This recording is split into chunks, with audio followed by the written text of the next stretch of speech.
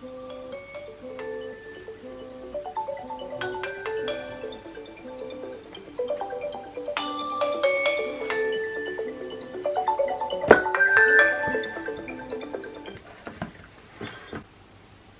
jutro! Danes je na razporedu moja tretja novoletna zaobljuba in verjetno tudi meni najtežja.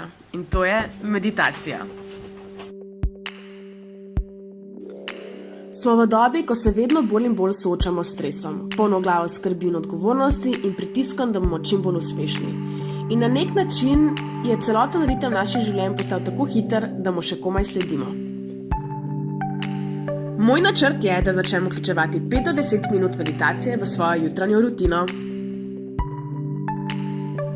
Sama imam velik problem z čisto domače povedano izklopom možganov. Zato sem se odločila za meditacijo, da si zbistrim misli, se pomirim, izboljšam koncentracijo in v glavnem, da sprostim svoj in telo.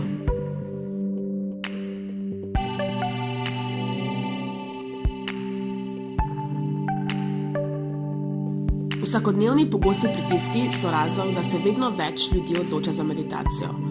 Od poslovnežev do športnikov in celo študentov. Po meditaciji pa sledi okusen in polnovreden zajtrk. Tokrat sem se odločila za polnozrnat kruh, avokado in jajca. Kot pravijo, je zajtrk najpomembnejši obrok v dnevu in jaz se definitivno strinjam s tem. Zato si vedno vzamem čas, da se dobro najem zjutraj.